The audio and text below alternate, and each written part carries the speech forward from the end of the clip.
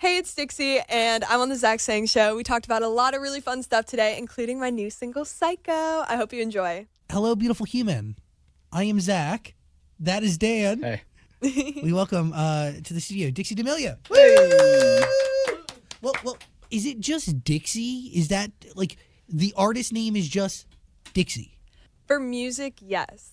For everything else, I'm keeping Dixie D'Amelio. But, like, for music, I was like, well, there's no one really else named Dixie. No. And, you know, one of the things I thought of this morning was how unique both you and your sister's names are. Mm-hmm. Like Charlie and Dixie. Like, it feels like your parents just, like, you know, popped out a brand. Yeah, I named Charlie, actually. What? Yeah, when I was 3. Well, my first choice was Cinderella, and my parents said no to that. So my next choice was Charlie. What? I don't know why, but yeah. And then Dixie, my mom had that name from when she was a kid. And yeah. Wow. You had the power to name your sister. I know.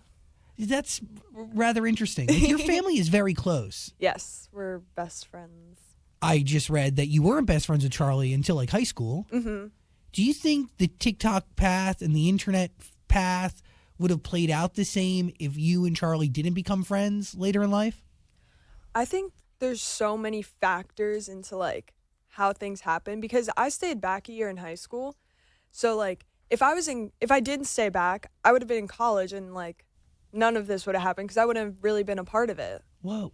So what forces you to stay back a year in high school? Usually that Usually it happens in earlier. kindergarten. Yeah, and, like, some people do it for, like, athletic purposes. Mm-hmm. Sometimes it's educational. What happened? So I was in public school, freshman and sophomore year, and I left halfway through sophomore year and switched to private school.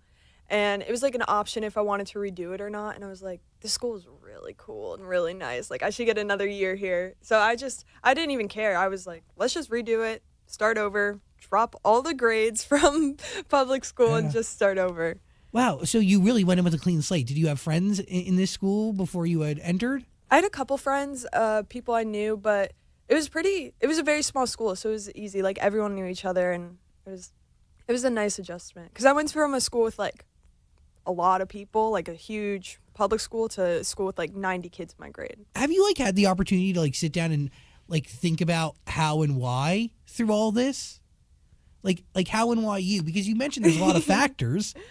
I just always say, like, everything happens for a reason. I don't want to question it. I like how things are going right now. But I feel like if I sat down and thought about it, it would just be very overwhelming. I'm happy with how things are going. I'm not going to mess with anything, but no, it's crazy. I don't know. It's so weird. Would you say luck had any role in it? Oh, yeah. I mean, I think everything was just such perfect timing. Like, the timing we got on TikTok, the timing, like, of quarantine, and every single person was on their phone. We will never see that many people on the internet ever again, I don't think. 100%. That is what kind of brought us, like, to the next level, just because there was so many people online, so many people who were, like, just on their phones and staring at their screens all day, and that kind of brought a lot of more attention to us. So your history and the pandemic and obviously the internet, but also decisions like you deciding to stay back a year in high school, like things that, like, you wouldn't think. Yeah, you would have never thought that would have ever led to this. Or, like, me applying to one college that I found out before senior year started, so it was easy to travel to LA a lot because I was already in college. Like, crazy decisions, like, second long decisions that changed my whole life.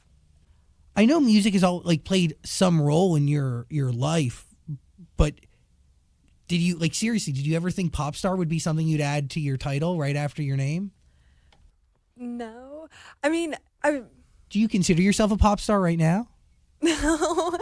I don't want to say anything because I'm going to get stuff for it. But, I mean, it was always a dream. I've started singing when I was 3 years old. I did, like, theater and vocal lessons. I sang all the time. I, like, sang at my cousin's wedding.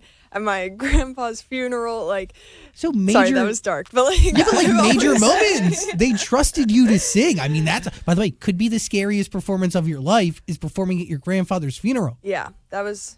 You really can't f that up. You No. only get one of those. No, that was scary. In a wedding, that's very scary. Yeah. I mean, do you volunteer as tribute, or does somebody go No. like, you should be singing at this? Like, all my cousins were bridesmaids, and I got to sing.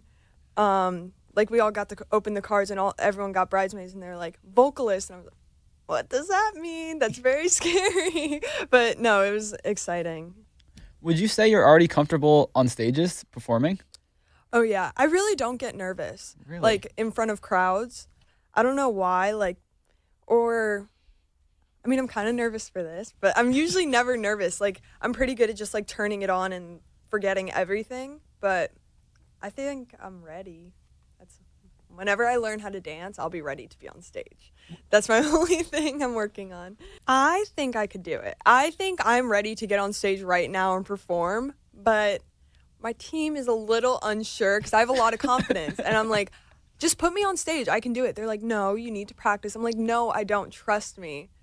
So we have a little back and forth. But I think we're going to start with like a small show with like 20 people, like biggest fans and family, and then see how that goes. And then I'll see if they trust me or not after that. We'll see how that goes. Yeah, you're like, put me in, coach. I am ready to dance. My feet were made to move. But the thing is, like, I'm not going to do like a full choreographed dance. I'm not Yeah. J-Lo, obviously. Like, that's not what I would do anyway. But it's just literally like, what do you do with your hand while like you're doing something? Because sometimes you just like don't even realize it's like over here doing nothing. Yeah, but I think the best way to kind of learn that stuff is just to get on stage and do it. And if you look dumb, you look dumb. Who cares? That's Yeah. a ball of fiery passion that I think just needs to be let free. I know, but I am also like, I can't do it in front of like a group. My dad's like, you can't perform on stage. You can't even sing in front of your family. I'm like, it's different. It's different from having like your parents look at you singing versus like a bunch of people you don't know. That seems a lot easier. And if it's bad and people let me know, then I'm going to work really hard to make sure it's good. I mean, but this can't not have tested your relationship with your parents and with your sister. We are very careful of like how deep we go with like working together, just because we don't want it to affect our relationship. They're not like our managers or anything, because oh my gosh, I don't think we would ever speak again. Well, how ridiculous were those rumors that your parents didn't like you? I definitely milked that. I loved that. No, they were not happy about that because they're like, stop telling the internet that. But I was like, oh my gosh, I'm the least favorite child. But like, I know I'm the favorite. My mom swears she doesn't have favorites. So does my dad. Yeah, they swear they don't have favorites, but I think I'm the favorite. Is it weird that your parents are also kind of famous? Like, no. I've never been like embarrassed of my parents. I feel like a lot of kids my age are like, oh, that's so weird. Like, your parents do this. I'm like, my parents are cool. I'm sorry. My parents are really cool. Like, they've always been cool. I've never been like, can you please not do that? So I don't care. I like that we're doing this together because it's so, like, they understand everything. Whose idea was it to do the reality show? It will be on Hulu, right? Mm-hmm. Whose idea was that? I mean, it was kind of all of ours together just because you only see short clips of us on the internet. And I feel like it's hard for people to get to know us. Even in a YouTube video, it's like people don't want to watch and like get deep. Yeah. The show is very deep. It goes very deep into like our emotions, our lives. And then there's some fun stuff in it, but it definitely is a lot about mental health. Do you feel obligated to show another side to TikTok internet fame? I don't feel obligated to, but it is hard. You can't it's hard to show who you are in a 15-second video with another song playing in the background. You're not talking. You're not like... Yeah. So, but why is it important to showcase mental health?